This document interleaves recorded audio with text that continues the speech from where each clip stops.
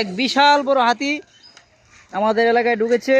সে রাস্তা দিয়ে যাচ্ছে এবং সে থাকে কালো হাতি। হ্যাঁ, বিশাল বড় এক হাতি, একবারে দেখার মতো, খুব সুন্দর।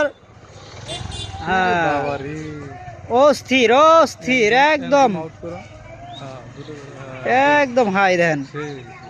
একটা থুরা না তো, একটা মনে হয় যে যারে পাইতাছে তারে আটকাইতাছে, টাকা নিতাছে। থুরা না, এক একটা হাতি দিয়ে ভিক্ষা করতেছে। হ্যাঁ, হাতি দিয়ে ভিক্ষা। এই প্রথম দেখলাম আমি যে হাতি দিয়ে ভিক্ষা করে যাচ্ছে।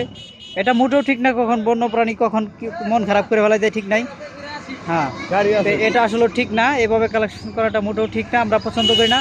কারণ সে তো প্রাণী, সে কিন্তু অবলা জানোয়ার, সে কিন্তু বুঝে না, কিন্তু কখন কাকে রাগের বেলায় হয়তো ধরে ফেললো, তখন কিন্তু সমস্যা।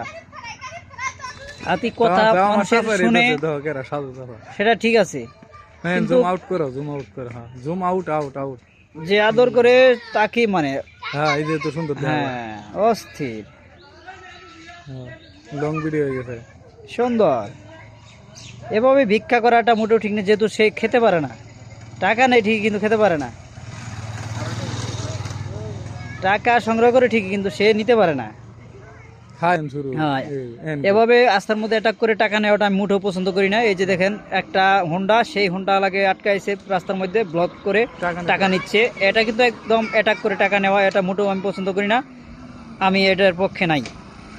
সেই জন্য আইনের প্রতি দৃষ্টি আকর্ষণ করছি, আপনারা এদেরকে দ্রুত হেফাজত করুন, নাকি ব্যবস্থা করুন এদের, নইলে কিন্তু যে কোনো লোকের ক্ষয়ক্ষতি হঠাৎ করে হতে পারে। ভালো থাকবেন, সবাইকে ধন্যবাদ, অসংখ্য ধন্যবাদ, খুদা হাফেজ।